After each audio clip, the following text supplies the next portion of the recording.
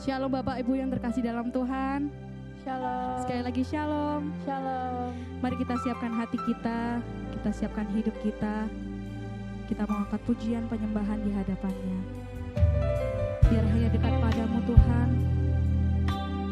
Itu adalah kerinduan kami Tuhan. Biar kehadiranmu itu yang kami nantikan. Terima kasih Tuhan. Dekat padamu itu rinduku.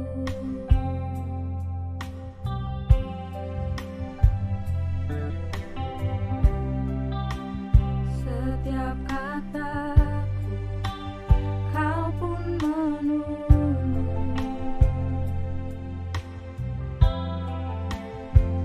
Tak kusangka ku temukan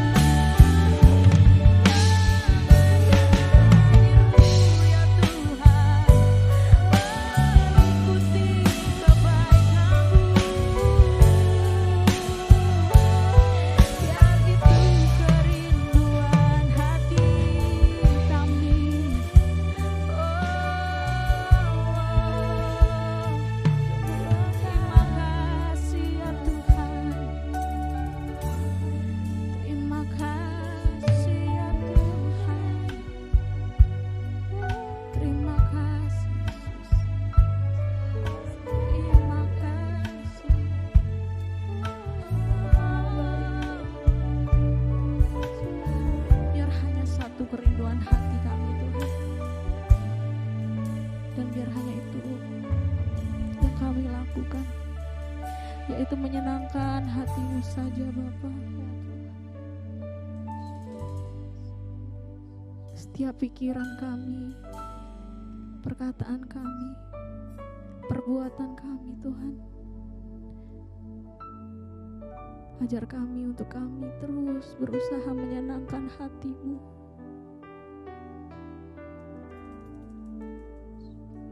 Terima kasih Tuhan, terima kasih buat segalanya yang Kau berikan dalam hidup kami. Kami berdoa dan bersyukur.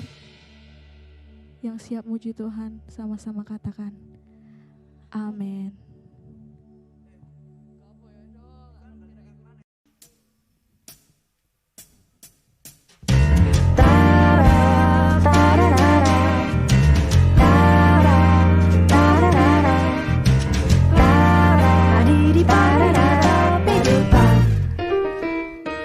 Tiap langkahku diatur oleh Tuhan, dan tangan kasih-Nya memimpinku. Di tengah gelombang dunia menakutkan, hatiku tetap tenang teduh. Tiap langkahku, ku tahu Tuhan yang pimpin ke tempat tinggiku dihantarnya. Hingga sekali nanti aku tiba di rumah Bapa surga yang bakal.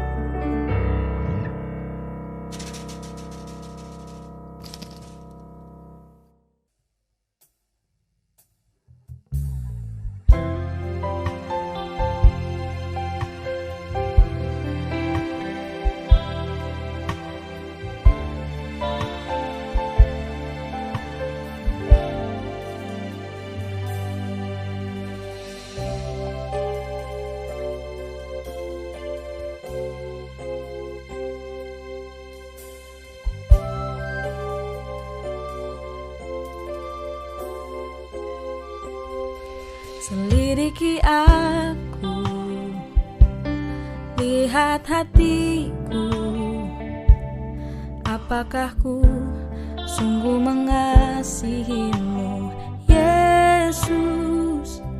Kau yang Maha Tahu dan menilai hidupku, tak ada yang tersembunyi bagimu. Selidiki aku, lihat hatiku, apakah ku sungguh mengasihimu, Yesus. Kau yang Maha Tahu dan menilai hidupku, tak ada yang tersembunyi bagimu. Telah kulihat kebaikanmu yang tak pernah habis di hidupku.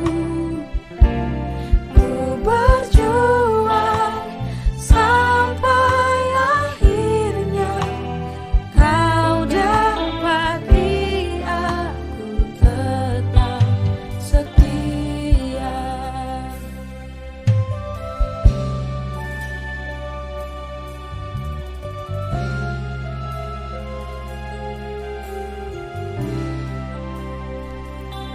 Selidiki aku, lihat hatiku, apakah ku sungguh mengasihimu, Yesus. Kau yang Maha Tahu dan menilai hidupku, tak ada yang tersembunyi bagimu. Telah kulihat kebaikanmu yang tak pernah habis di hidupku. Ku berjuang sampai akhirnya kau dapati aku tetap setia.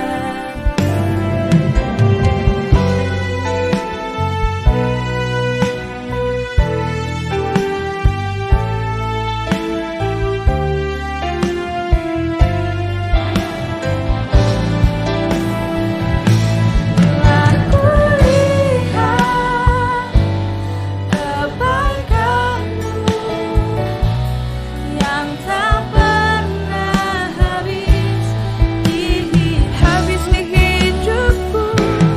Ku berjuang sampai akhirnya kau dapati aku tetap setia. Telah kulihat kebaikanmu yang tak pernah habis di hidupku. Ku berjuang sampai akhirnya kau dapati aku tetap setia. Berjuang sampai akhirnya kau dapati aku tetap setia. Kau dapati aku tetap setia.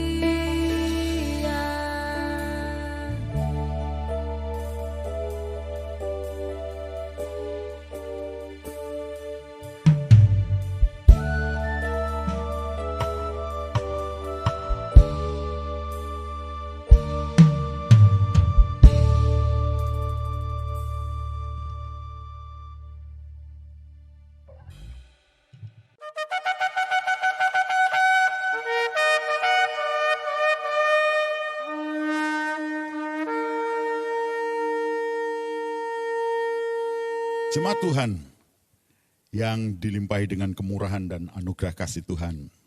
Kita mengucap syukur untuk anugerah Tuhan yang telah memeliharakan kita sepanjang hari-hari yang telah kita lalui. Dan hari ini memasuki 1 minggu ke depan, kita percayakan seluruh kehidupan kita untuk tetap ada di dalam tangan kemurahan Tuhan. Dan kita boleh makin berakar dan makin kita bertumbuh, berbuah lebat untuk hormat kemuliaan bagi nama Tuhan. Bersama-sama kita akan mempersiapkan hati kita untuk kita mau menikmati kuasa firman Tuhan. Biar kiranya kehidupan yang Tuhan masih percayakan kepada kita untuk kita jalani hari-hari ke depan adalah hidup di dalam firman Tuhan. Untuk itu mari kita siapkan hati kita. Kita akan sama-sama tundukkan kepala, kita akan berdoa bersama-sama. Bapa di dalam kerajaan sorga, kami mengucap syukur untuk anugerah dan kemurahan-Mu. Sebab kasih setiamu itu sungguh sangat terbukti dalam hari-hari kehidupan yang telah kami jalani. Kami lalui dengan segala nikmat anugerah dan berkat-Mu yang melimpah. Terima kasih Tuhan. Untuk 1 minggu ke depan yang Tuhan percayakan untuk kami jalani. Kami percaya bahwa di dalam tangan kemurahan-Mu ada rancangan-Mu yang indah bagi hari depan kami. Untuk itu Tuhan, kami mau menyerahkan seluruh kehidupan kami sepanjang hari-hari hidup yang Tuhan percayakan. Untuk kami boleh ada tetap di dalam tangan kemurahan, kasih dan pemeliharaan-Mu. Mari Tuhan, biar kiranya hidup yang kami persembahkan di atas mezbah-Mu, Engkau berkenan untuk mencurahkan api kudus-Mu membakar kehidupan ini. Supaya kehidupan yang kami persembahkan ini boleh menjadi dupa yang harum di hadapan-Mu. Roh Kudus Allah, Engkau ada bersama kami, mengurapi setiap kami. Supaya oleh kuasa firman-Mu, hidup kami akan makin tertanam. Hidup kami makin bertumbuh dan makin berbuah oleh kuasa firman-Mu. Terima kasih ya Tuhan, sebab langit dan bumi akan lenyap, tapi firman-Mu akan kekal selama-lamanya. Hamba berdoa dan menyerahkan setiap kami ke dalam tangan kemurahan-Mu. Di dalam berkat nama Tuhan Yesus Kristus, hamba memohonkan doa ini. Amin. Puji Tuhan. Kekasih-kekasih Tuhan, kembali kita akan menjalani hari-hari kehidupan kita. Sepanjang minggu yang Tuhan akan percayakan untuk kita menikmati dan mengalami kembali. Anugerah kasih Tuhan akan menuntun dan membawa kita untuk kita masuk di dalam yang namanya kesempurnaan iman kita di dalam Kristus Yesus Tuhan.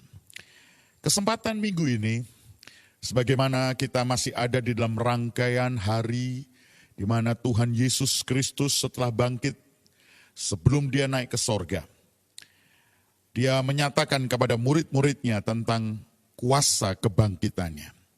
Dan betapa kita sangat membutuhkan kuasa kebangkitan Tuhan itu bukan saja kita mengerti, bukan saja kita mendapatkan anugerah diwahyukan kepada kita, tetapi kita juga merindukan untuk kuasa kebangkitan itu manunggal di dalam kita. Hidup kita ada di dalam kuasa kebangkitan. Dalam rangkaian pelajaran kita, firman Tuhan pada kesempatan hari ini berbicara tentang kuasa kebangkitan Yesus Kristus bagi jemaatnya. Sebagaimana kita sudah mempelajari dalam minggu-minggu yang sudah berlalu, bagaimana kuasa kebangkitan Kristus Yesus itu akan memampukan kita untuk kita dapat meraih kemenangan dalam pertandingan iman yang diwajibkan bagi setiap kita. Kekasih-kekasih Tuhan, berbicara tentang percaya kepada Yesus, itu membuat sebuah kehidupan kita menjadi memiliki tujuan ilahi. Percaya kepada Yesus itu membuat arah dan gairah hidup kita tidak lagi dari daging dan oleh kuasa daging, tapi gairah dan arah kehidupan kita itu yang berasal dari yang namanya kasih Kristus. Dan di dalam kuasa kasih itulah kita akan dimampukan untuk kita boleh meraih kemenangan yang Tuhan sudah sediakan bagi kita. Kita wajib untuk kita masuk di dalam gelanggang pertandingan iman. Oleh sebab itu kekasih-kekasih Tuhan, bagaikan pertandingan ya yang mungkin kalau digambarkan pertandingan maraton, tetapi juga dia estafet. Dan kita bersyukur kalau kita yang hidup di hari-hari ini, kita adalah pemegang tongkat estafet yang terakhir untuk kita meraih yang namanya garis akhir itu. Para pendahulu-pendahulu kita, bapak-bapak iman kita, mereka telah memulai pertandingan iman mereka. Mereka telah menyerahkan tongkat estafet kepada kita. Dan sekarang adalah bagian kita untuk kita akan melanjutkan pertandingan iman ini. Dan kita akan berjuang untuk kita bisa meraih yang namanya garis akhir kita. Kekasih-kekasih Tuhan, kuasa kebangkitan Yesus Kristus juga akan memampukan kita untuk kita boleh mengambil bagian berkat istimewa yang Tuhan Yesus sudah berikan bagi kita, gereja yang hidup di zaman akhir ini. Sejak Kristus Yesus mati, bangkit, naik ke sorga, gereja masuk pada yang namanya zaman di mana kesempurnaan rencana Allah itu akan digenapkan di dalam kehidupan jemaatnya. Kekasih-kekasih Tuhan, berkat istimewa atau yang kita juga pelajari dalam minggu yang lalu, berkat kesulungan itu. Untuk kita bisa mencapai keserupaan dengan Kristus Yesus Tuhan kita. Inilah panggilan sorgawi yang diberikan kepada setiap kita yang percaya. Panggilan sorgawi bukan cuma panggilan untuk kita berstatus agama Kristen. Tetapi lebih daripada itu, panggilan surgawi diberikan kepada kita yang percaya. Yang telah menerima anugerah penebusan melalui darah yang sempurna, karya yang sempurna yang Tuhan Yesus sudah kerjakan bagi kita di kayu salib. Anugerah yang sempurna itulah yang akan memampukan kita untuk kita mencapai kesempurnaan, yaitu keserupaan dengan Kristus Yesus Tuhan kita. Itulah berkat kesulungan bagi kita. Dan untuk itu, setiap kita harus mengambil bagian, berjuang untuk kita mencapai kesempurnaan. Kita mau memperhatikan ayat firman Tuhan di dalam Matius, pasal yang kelima, ayat yang ke-48. Injil Matius pasal yang kelima, ayat yang ke-48. Kita akan sama-sama memperhatikan ayat firman Tuhan yang akan dibacakan buat kita. Karena itu, haruslah kamu sempurna, sama seperti Bapamu yang di surga adalah sempurna.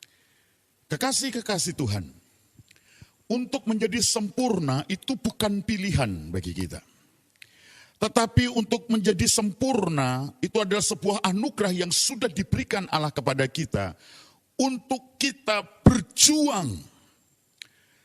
Untuk kita berusaha. Supaya kita mencapai itu yang namanya kesempurnaan. Sempurna yang Bapa kehendaki dan Bapa rancangkan bagi kita. Bukan berarti tanpa sebuah kesalahan atau kegagalan.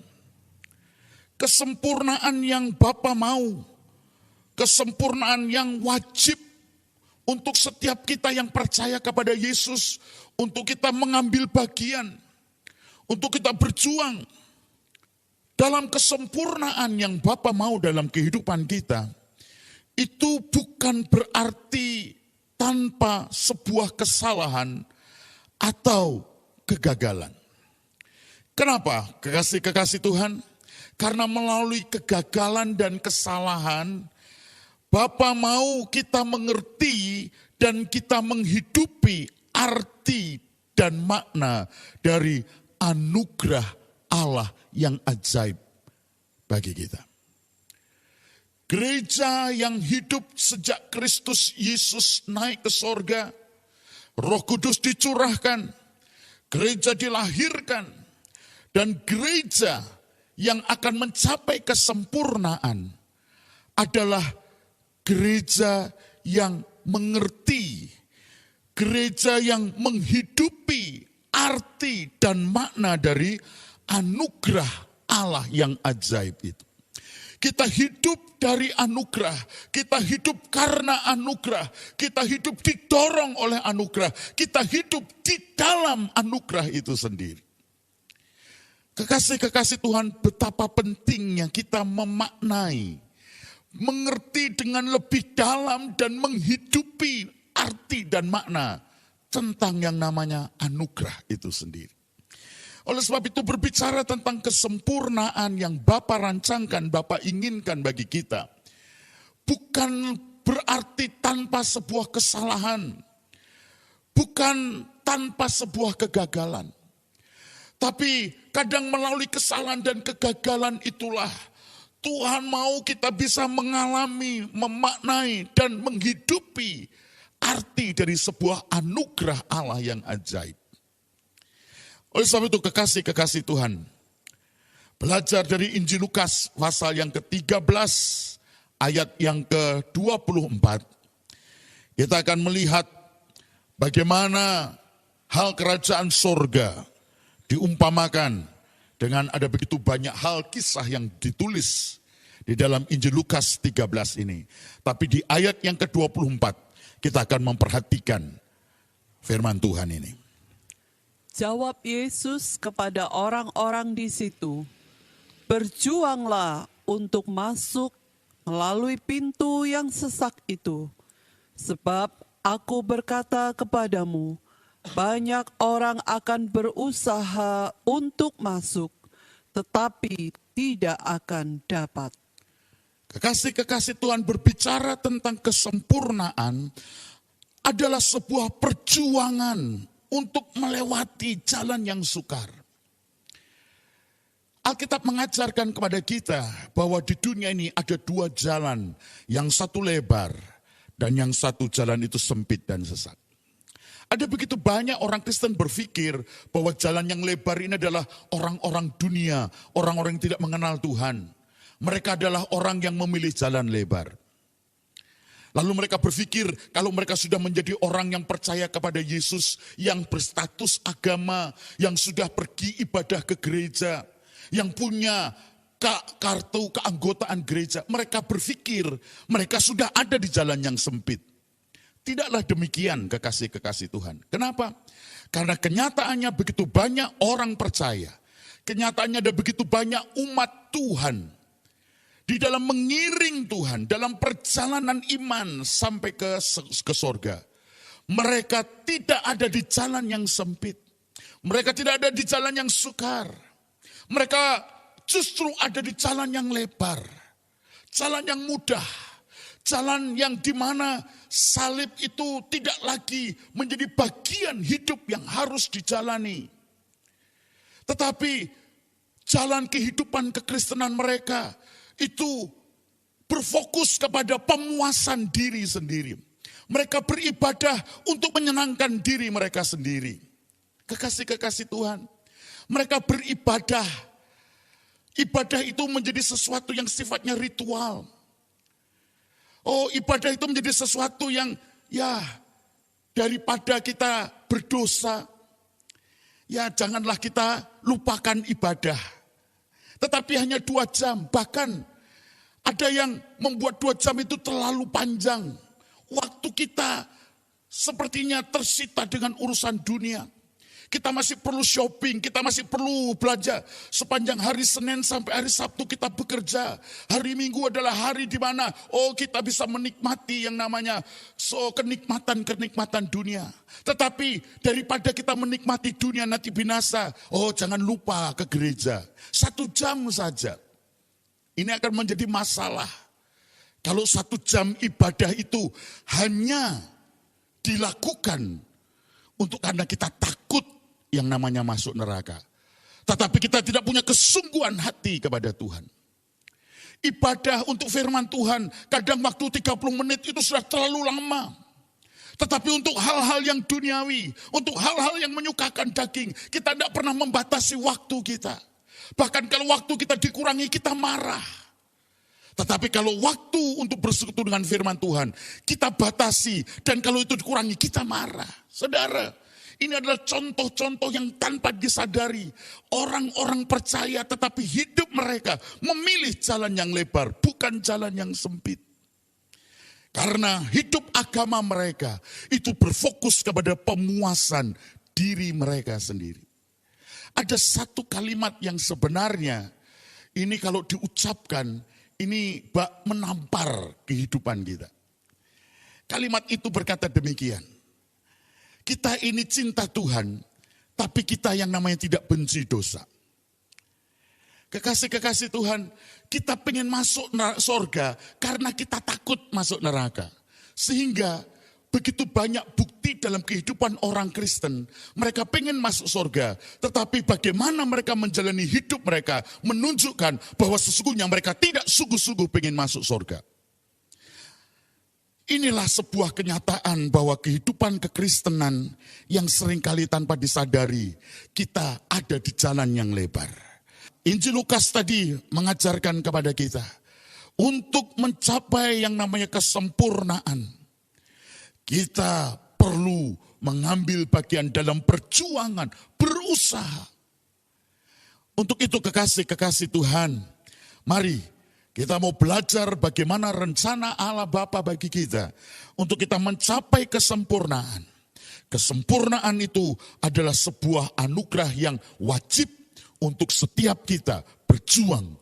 Untuk kita bisa mengambil bagian dan kita meraihnya. Kita mau belajar dari jemaat yang ada di Asia Kecil, di mana di dalam Wahyu pasal yang pertama, ayat yang keempat dikatakan bahwa kuasa kebangkitan Kristus Yesus Tuhan, seperti dituliskan oleh Rasul Yohanes, ditujukan kepada 7 jemaat yang di Asia Kecil. 7 jemaat yang dituliskan di dalam kitab Wahyu itu adalah menggambarkan dari sebuah kesempurnaan. Saya tidak melihat yang namanya kitab Wahyu hari ini dalam sebuah pengertian tentang eskatologi. Ya, saya tidak sedang berbicara kitab Wahyu tentang pelajaran-pelajaran akhir zaman. Tapi bagaimana saya mau mengajak kekasih-kekasih Tuhan mengerti kitab Wahyu ini supaya kehidupan ini sesuai dengan tujuan ilahi Allah dalam kehidupan kita. Sebab berbicara tentang menafsirkan kitab Wahyu, ada begitu banyak perbedaan yang hari ini bisa muncul daripada setiap hamba-hamba Tuhan. Doktrin-doktrin gereja bisa berbeda di dalam memandang dan mengerti, menafsirkan tentang eskatologi ini. Oleh sebab itu kesempatan hari ini, saya tidak melihat kitab Wahyu ini dari sudut pandang eskatologi. Tapi saya ingin mengajak jemaat Tuhan melihat kitab Wahyu ini. Surat kepada 7 jemaat ini, kita mau melihat rencana Allah di dalam kesempurnaan bagi gerejanya, bagi jemaatnya. Kita mau belajar sebagaimana tadi sudah kita pelajari bersama kesempurnaan yang Allah tetapkan dan rancangkan buat kita. Bukan berarti tanpa sebuah kesalahan atau kegagalan. Dari 7 jemaat ini kita mau melihat yang pertama kepada jemaat di Efesus. Kitab Wahyu pasal yang kedua ayat yang ke-7. Siapa bertelinga, hendaklah ia mendengarkan apa yang dikatakan Roh kepada jemaat-jemaat. Barang siapa menang, dia akan kuberi makan dari pohon kehidupan yang ada di taman Firdaus Allah. Yang pertama kepada jemaat di Efesus. Kalau kita memperhatikan dari 7 jemaat ini, kekasih-kekasih Tuhan, kepada masing-masing mereka dikatakan barang siapa menang. Artinya bahwa perjuangan yang Tuhan mau untuk jemaatnya, gerejanya, mengambil bagian, masuk di dalam pertandingan iman. Kepada kita sudah disediakan kemenangan. Karena Kristus telah menang. Tetapi kemenangan Kristus itu tidak akan menjadi berfaedah dalam hidup kita kalau kita tidak mengambil bagian dalam pertandingan itu. Kalau kita tidak berjuang untuk kita yang namanya masuk di jalan yang sukar itu. Kalau kita masuk di dalam pertandingan iman itu, kemenangan itu sudah disediakan bagi kita. Tetapi kekasih-kekasih Tuhan, dari setiap kemenangan-kemenangan ini, kita mau belajar bahwa mereka bukanlah tanpa kegagalan dan kesalahan. Kalau kita melihat dari kitab Efesus ini, dikatakan barang siapa menang, ia akan kuberikan makan dari pohon kehidupan yang ada di taman Firdaus Allah. Mari kita memperhatikan apa yang sebenarnya yang sedang terjadi dalam kehidupan jemaat di Efesus ini. Ayat yang kedua hingga ayat yang kelima dari Wahyu pasal yang kedua ini, kita akan perhatikan. Aku tahu segala pekerjaanmu, baik jerih payahmu maupun ketekunanmu.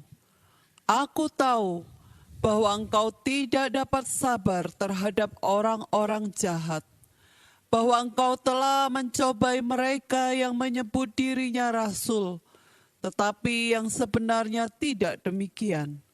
Bahwa engkau telah mendapati mereka pendusta, dan engkau tetap sabar dan menderita oleh karena namaku, dan engkau tidak mengenal lelah. Namun demikian, aku mencela engkau, karena engkau telah meninggalkan kasihmu yang semula. Sebab itu, ingatlah betapa dalamnya engkau telah jatuh. Bertobatlah dan lakukanlah lagi apa yang semula engkau lakukan. Jika tidak demikian, aku akan datang kepadamu dan aku akan mengambil kaki dianmu dari tempatnya jika engkau tidak bertobat. Kekasih Tuhan, belajar dari jemaat yang di Efesus. Jemaat ini adalah jemaat yang mengalami pencapaian-pencapaian. Ada prestasi-prestasi rohani yang mereka perjuangkan dan mereka raih. Ada hal-hal yang positif yang telah dikerjakan oleh jemaat ini. Dikatakan di sini bahwa aku tahu jerih payahmu, aku tahu ketekunanmu. Jemaat Efesus adalah jemaat yang bekerja keras dan mereka jemaat yang tekun. Bahkan mereka tidak sabar terhadap orang jahat. Mereka dapat membedakan pelayanan-pelayanan yang mengaku dirinya rasul dan yang bukan rasul. Artinya jemaat ini adalah jemaat yang bertumbuh secara rohani. Pengajaran firman Tuhan itu hidup di dalam mereka. Ada sebuah pencapaian yang mendatangkan pujian dari Tuhan. Kekasih-kekasih Tuhan, sebagai gereja, jemaat Tuhan, kita perlu berjuang untuk meraih apa yang jemaat Efesus telah capai dan telah raih.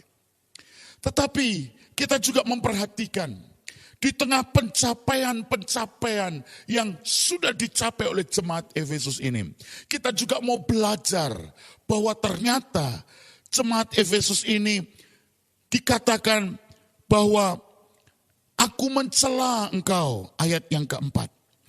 Tuhan mengingatkan bahwa di tengah sebuah prestasi rohani, seringkali itu terjadi dalam kehidupan kekristenan kita. Dalam kehidupan kita sebagai gereja. Kadang waktu kita mencapai prestasi-prestasi, nilai-nilai yang lebih, seringkali kita lupa bahwa masih ada hal-hal yang masih perlu dikoreksi dalam kehidupan kita. Masih ada kekurangan-kekurangan yang kita perlu anugerah Tuhan untuk kebenaran firman Tuhan itu mengoreksi dalam hati kita. Untuk Tuhan mulai yang namanya berpribadi dengan kita. Di tengah sebuah prestasi keberhasilan, itu seringkali menjadi sulit untuk kita yang namanya melihat kekurangan yang ada pada kita. Oleh sebab itu belajar dari jemaat Efesus ini, prestasi yang begitu luar biasa mereka capai, tetapi firman Tuhan mengatakan, betapa dalamnya engkau jatuh. sebuah pelajaran bagi kita gereja Tuhan. Kejatuhan yang paling dalam yang seringkali terjadi di dalam sebuah keberhasilan adalah waktu kita mulai kehilangan motivasi yang benar di hadapan Tuhan. Kita tidak lagi digerakkan oleh kuasa kasih. Seringkali pencapaian-pencapaian yang kita capai dalam prestasi rohani, betapa mudahnya di tempat yang sama sebenarnya kita sedang terjerumus jatuh di dosa yang begitu dalam dan serius. Yaitu kita kehilangan kasih yang mula-mula. Oh, saya berdoa minta kemurahan Tuhan. Sebagai seorang yang Tuhan percayakan untuk saya menjadi gembala jemaat. Untuk Tuhan percayakan saya menjadi seorang pemberita firman Tuhan. Untuk Tuhan percayakan saya melakukan ada begitu banyak hal yang sifatnya kemanusiaan, menolong sesama. Oh, seringkali orang bisa menilai keberhasilan itu telah saya capai. Seringkali juga saya tanpa sadar, saya merasa bangga untuk prestasi-prestasi yang sudah saya capai. Di saat yang sama, seringkali kita perlu diingatkan, disadarkan. Kalau kita melakukan semua itu bukan karena kasih. Firman Tuhan mengatakan semuanya itu tidak berfaedah. Saya bisa berkhotbah, saya bisa melayani, saya bisa mendoakan orang. Tetapi di dalam waktu yang sama kalau saya tidak menjaga hati saya, ada sangat mudah untuk yang namanya motivasi hati saya mulai menyimpang dari yang namanya kemurnian dan kesucian kasih itu sendiri. Oleh sebab itu kekasih-kekasih Tuhan, kita perlu berjuang untuk mencapai hal-hal yang positif yang sudah dicapai oleh jemaat Efesus. Tetapi kita harus mengingatkan diri kita. Dikatakan bertobatlah. Kata bertobat itu seringkali kita tidak pernah merasa diri kita itu memerlukan pertobatan. Kita paling mudah menunjuk jari untuk berkata kepada orang bertobatlah. Tetapi sulit untuk kita ini berkata kepada diri kita bertobatlah. Kenapa? Karena kita merasa diri kita baik-baik saja. Oh, kita merasa kita masih melayani. Kita merasa kita masih berbuat hal-hal yang secara manusia orang mungkin menilai yang namanya baik dan benar. Tetapi apapun yang kita lakukan, bahkan Alkitab sekalipun kita menyerahkan nyawa kita buat orang lain. Tapi kalau bukan kasih yang mendorong kita, semuanya itu sia-sia. Bertobatlah. Supaya jangan aku mengambil kaki Dian. Kekasih-kekasih Tuhan, kesukaran yang Tuhan sedang izinkan kita alami di hari-hari kemarin dan hari ini. Bahkan kita berharap kesukaran ini supaya tidak berlarut-larut menjadi panjang. Semua kita berdoa supaya kesukaran ini akan sampai kepada ujung. Dan kita akan memulai sebuah babak baru dalam kehidupan kita. Tetapi apa artinya? Semua kesukaran ini berakhir kalau kita memulai sesuatu yang baru, kita ada di dalam dosa yang sangat serius.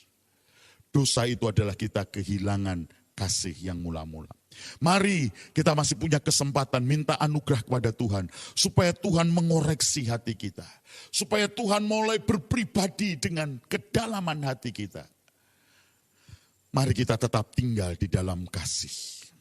Sebab kalau kasih itu yang memenuhi kita, maka tidak ada sedikit ruang untuk diri kita. Itu akan dipuaskan dan disukakan. Tidak ada sedikit tempat untuk daging kita akan yang namanya dihidupkan. Sebab kuasa kasih itu akan memampukan kita untuk kita tidak lagi berfokus kepada diri kita. Tapi kuasa kasih itu akan memampukan kita berfokus kepada Tuhan dan berfokus kepada sesama kita. Orang yang hidup di dalam kasih, orang itu akan hidup di dalam kelimpahan berkat surgawi. Selanjutnya, kita mau belajar kepada jemaat yang di Smyrna. Kekasih-kekasih Tuhan, prestasi pencapaian jemaat yang di Smyrna. Kita mau belajar supaya apa yang baik yang sudah dicapai itu juga menjadi kesempatan untuk kita berjuang mencapainya. Jemaat Smyrna, Wahyu pasal yang kedua, kita baca ayat yang ke-11. Siapa bertelinga, hendaklah ia mendengarkan apa yang dikatakan Roh kepada jemaat-jemaat. Barang siapa menang, ia tidak akan menderita apa-apa oleh kematian yang kedua. Barang siapa menang. Kembali kepada 7 jemaat ini. Kemenangan itu adalah sesuatu yang Tuhan sediakan bagi kita. Tapi kemenangan itu tidak diberikan cuma-cuma. Tapi kemenangan itu adalah sebuah berkat yang akan kita nikmati kalau kita mau masuk dalam pertandingan iman. Kita mau berjuang untuk masuk di jalan yang sukar itu. Kepada jemaat yang ada di Smyrna, kita melihat bahwa mereka mengalami kemenangan. Tetapi kekasih-kekasih Tuhan, sekali lagi kita mau melihat di tengah sebuah kemenangan yang dicapai, Tuhan mau kita menemukan ada hal-hal yang seringkali tersembunyi, yang orang lain tidak tahu, bahkan kita sendiri tidak menyadari. Hal-hal yang sebenarnya itu menjadi sebuah peringatan buat kita. Tuhan mau supaya melalui kegagalan, kesalahan itu, kita mau tinggal dalam anugerah dan memohon kepada anugerah Tuhan. Supaya kita tidak tinggal dalam kelemahan kita. Dan kita akan bertumbuh untuk kita makin diubahkan. Kita mau melihat ayat yang ke-9 hingga ayat yang ke-10. Apa yang terjadi di jemaat Smyrna ini? Aku tahu kesusahanmu dan kemiskinanmu, namun engkau kaya. Dan fitnah mereka yang menyebut dirinya orang Yahudi, tetapi yang sebenarnya tidak demikian. Sebaliknya mereka adalah jemaah iblis. Jangan takut terhadap apa yang harus engkau derita.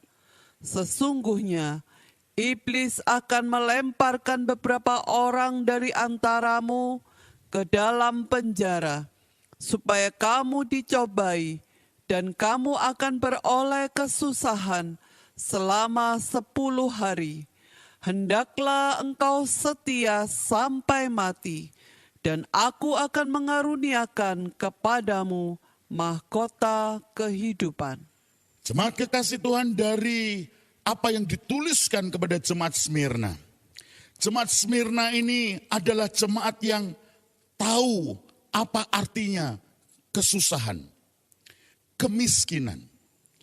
Kekasih-kekasih Tuhan, di tengah sebuah kondisi zaman yang hedonisme ini, tidak sedikit banyak orang Kristen, bahkan gereja mengajarkan bahwa kemiskinan itu tanda tidak diberkati Tuhan. Oh saudara, dengan kata lain bahwa kalau kita diberkati itu nilainya hanya nominal dengan yang namanya materi. Kesalahan besar. Sehingga tidak jarang membuat orang Kristen fokusnya bukan kepada kerajaan surga, tapi fokusnya kepada yang namanya hal-hal materi. Jemaat di Smyrna adalah jemaat yang miskin, tetapi saudara, secara materi mungkin mereka dinilai manusia miskin, tetapi sesungguhnya mereka kaya di dalam kebajikan dan kemurahan Allah. Mereka adalah jemaat yang mengalami penderitaan karena fitnah. Saudara kekasih, sebagai orang Kristen, sebagai gereja, sebagai jemaat, seringkali kita harus mengalami sebuah keadaan. Kita berbuat baik, tetapi justru kita difitnah. Kita tidak perlu membela diri kita. Kita tidak perlu berargumentasi. Tetapi izinkan kebenaran itu akan terbit seperti fajar. Dan izinkan kebenaran itu akan meremukkan segala ego, keakuan kita. Segala reputasi kita. Oh, jemaat di Smyrna adalah jemaat yang mengerti apa artinya difitnah. Tetapi kekasih-kekasih Tuhan, jemaat ini adalah jemaat yang setia. Bahkan sekalipun mereka mengalami penderitaan, mereka harus terpenjara. Bukan karena kejahatan, tapi mereka terpenjara karena kebenaran. Mereka merelakan diri.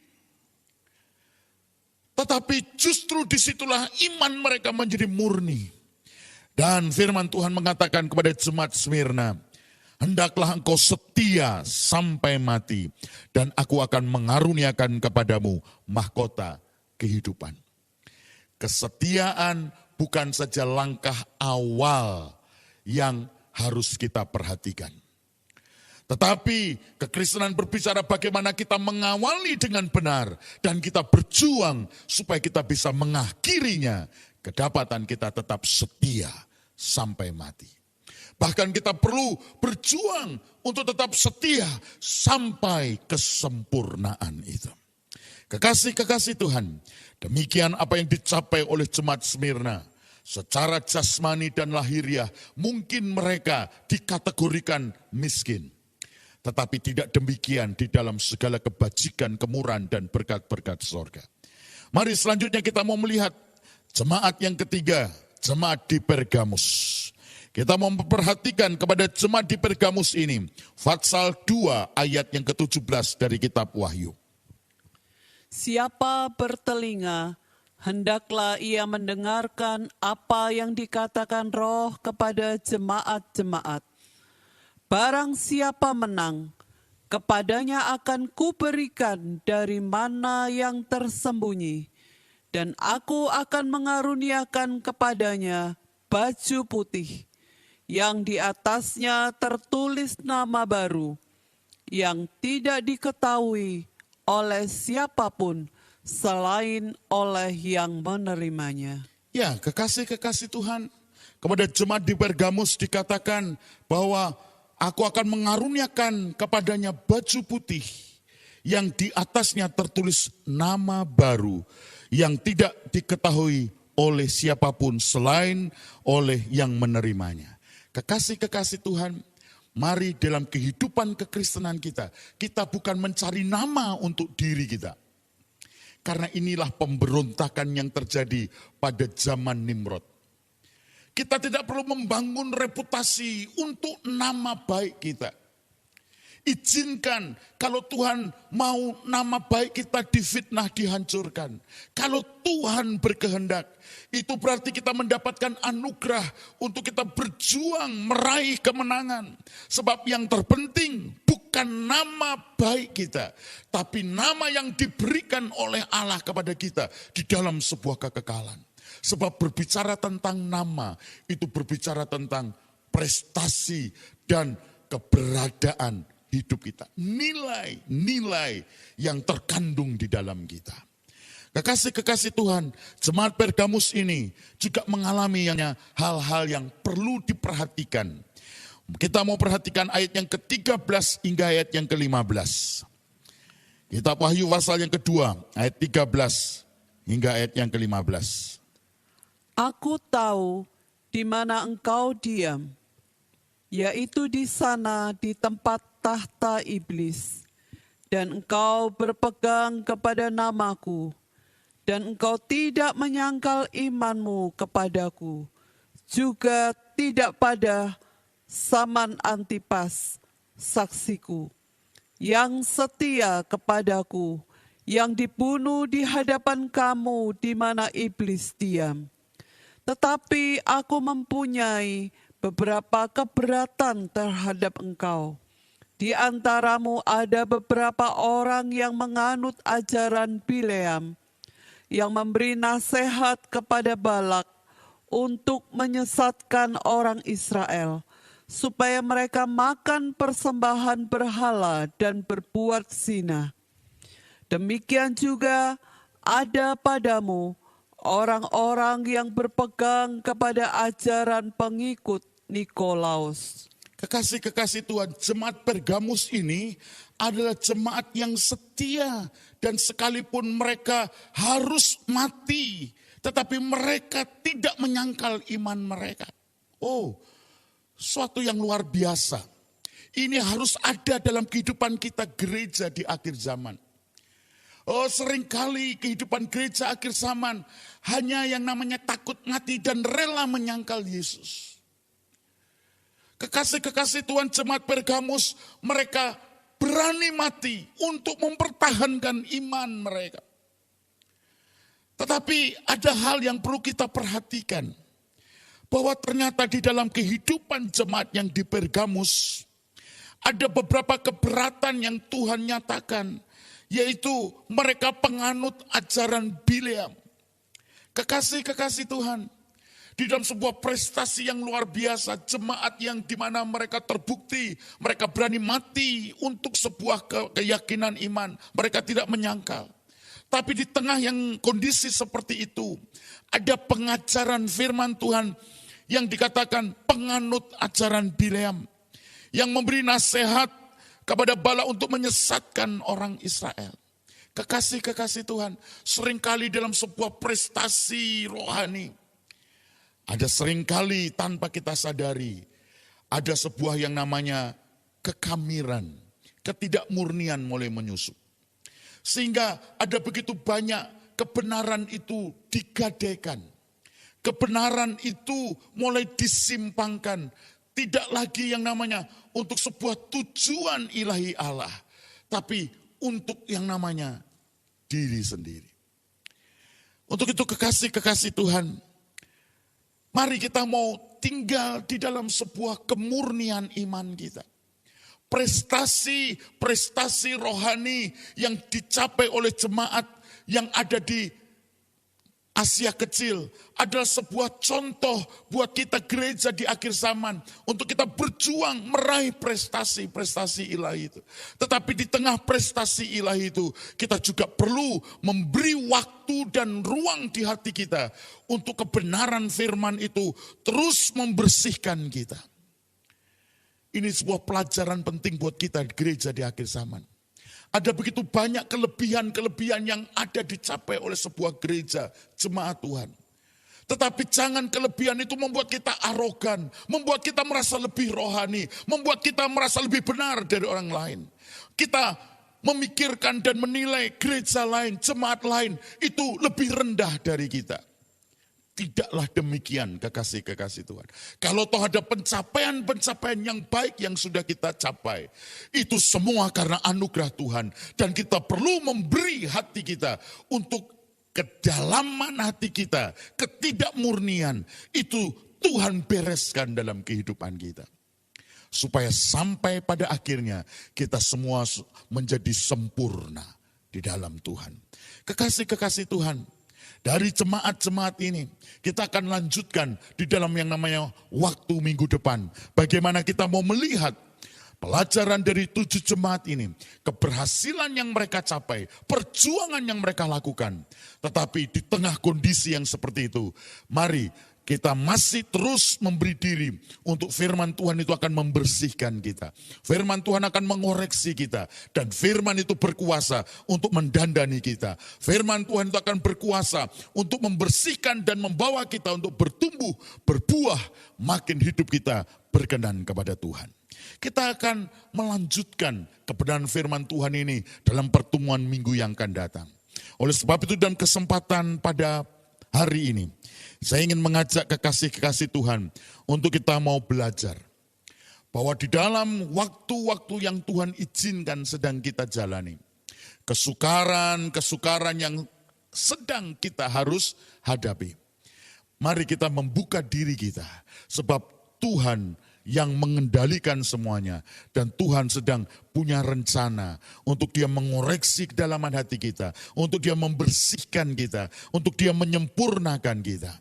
Sebab menjadi sempurna seperti Bapa itu adalah sebuah ketetapan bagi setiap kita. Berjuang mencapai kesempurnaan. Itulah makna dari kebangkitan Yesus Kristus.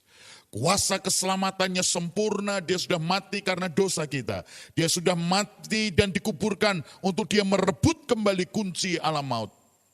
Dia sudah bangkit untuk kita dengan kuasa kebangkitannya. Dia mau supaya kita jemaatnya, kita hidup masuk di dalam pertandingan iman. Dan kita boleh mencapai garis akhir kita. Kita menjadi sempurna. Sebagaimana berkat kesulungan itu. Untuk kita menjadi serupa dengan Kristus Yesus. Demikianlah biar kiranya oleh kuasa kebangkitannya kita mau belajar. Sebagaimana jemaat yang ada di Efesus. Mari jangan engkau jatuh di dosa yang begitu dalam kehilangan kasih yang mula-mula. Mari kita mau tinggal di dalam kasih yang mula-mula. Mari kita hidup di dalam kasih, didorong oleh kuasa kasih, dan kita dilingkupi oleh kuasa kasih. Sebab di dalam kuasa kasih itu tidak ada yang gagal. Kiranya Tuhan menolong kita dan Tuhan memberkati kita. Mari kita tundukkan kepala, kita berdoa bersama-sama. Bapa di sorga, terima kasih karena kami hari ini belajar kebenaran firman Tuhan. Untuk kuasa kebangkitan-Mu akan memampukan kami untuk kami mencapai kesempurnaan. Tuhan, kesempurnaan adalah sesuatu yang wajib bagi kami untuk kami berjuang dan meraihnya. Kesempurnaan adalah sebuah ketetapan Allah untuk kami menjadi sempurna seperti Bapa. Dan kami bersyukur kesempurnaan yang Tuhan mau dan kerjakan bukanlah sebuah kehidupan yang tanpa kesalahan dan kegagalan. Tapi justru dalam kesalahan dan kegagalan, Engkau mau mengajar kami untuk kami menghidupi dan memaknai arti dari anugerah Bapa yang ajaib. Kami hidup di dalam anugerah, kami didorong dalam anugerah, dan kami tinggal dalam anugerah. Supaya oleh anugerah itu, kami mau belajar untuk kami tidak tinggal dalam kelemahan dan kesalahan kami. Kami merelakan diri untuk firman Tuhan itu mengoreksi dan mendandani kami. Kami mau hidup di dalam pertobatan. Supaya kami hidup bukan memilih jalan yang lebar, tapi kami memilih jalan yang sempit, jalan yang sukar, jalan yang akan membawa kami kepada kehidupan, di mana jalan itu adalah jalan salib. Tuhan, hamba berdoa, berkati jemaat-Mu, dimanapun mereka berada. Dan hamba berdoa menyerahkan setiap mereka. Kalau hari-hari ini Tuhan, kami ada di hari-hari di mana kami harus menahan diri, kami harus dibatasi. Tuhan, kami tahu pembatasan ini Tuhan izinkan supaya kami punya waktu banyak untuk kami berperkara dan berpribadi dengan Engkau. Mari Tuhan lawat setiap jemaat-Mu supaya hidup kami makin dibenarkan oleh kuasa firman dan Roh Kudus-Mu. Kami sehati, kami berdoa memberkati bangsa dan negara kami. Tuhan, tolong bangsa kami. Tuhan, turunkanlah kemurahan-Mu atas bangsa kami. Dari Bapak Presiden, berikanlah hikmat anugerah-Mu. Berikanlah kekuatan yang daripada-Mu Tuhan. Engkau yang sudah memilih, Engkau melantik, Engkau mengurapi, dan Engkau akan memampukan Bapak Presiden bersama dengan para pembantu menteri-menteri, bersama semua Tuhan pejabat-pejabat baik yang ada di provinsi, baik yang ada di kabupaten, baik yang ada di kecamatan, sampai di desa, sampai di RT. Tuhan, kiranya Tuhan memberkati mereka semuanya. Untuk bersatu, kami akan bersehati, untuk kami berjuang, kami akan melewati masa-masa yang sukar ini. Tuhan, dalam pandemi COVID-19 yang sedang menimpa seluruh umat manusia di dunia, dan apa yang juga yang sedang dialami oleh bangsa kami, kami mengangkat tangan dan berseru kepadamu, pertolongan kami datang dari sorga. Engkau akan menolong bangsa kami, Engkau akan menolong dari Bapak Presiden sampai seluruh rakyat negara ini. Untuk kami bersatu, kami berseru kepadamu, kami bersatu untuk kami berjuang bersama-sama, untuk kami boleh mengalahkan yang namanya pandemi COVID-19 ini, dan kami akan melihat kemenangan dan pertolongan dari Tuhan terjadi. Hidup yang makin diubahkan, hidup yang makin dibaharui. Tuhan, aku berdoa dan memberkati di dalam berkat nama Tuhan Yesus. Dimanapun jemaat-Mu berada, hamba berdoa kiranya berkat yang datang dari tahta anugerah Allah Bapa, kasih sayang di dalam Kristus Yesus Sang Putra, dan berkat persekutuan oleh kuasa Roh Kudus akan tinggal atas setiap kehidupan jemaat-Mu, menyertai setiap kami dalam setiap langkah kehidupan kami sepanjang minggu ke depan. Biar kami boleh ada di dalam berkat anugerah Allah yang melimpah. Tangan kanan Tuhan yang memberi kemenangan menopang kami, dan oleh kuasa darah Kristus Yesus menjadi perlindungan dan meterai bagi kami. Kami boleh mengalami pertolongan dan kuasa kehidupan berkat sorga melimpah atas kami. Hamba berdoa dan menyerahkan seluruh sidang jemaat-Mu dan kehidupan kami semuanya di dalam berkat nama Tuhan Yesus Kristus. Haleluya. Amin. Tuhan kiranya memberkati kita semuanya. Immanuel.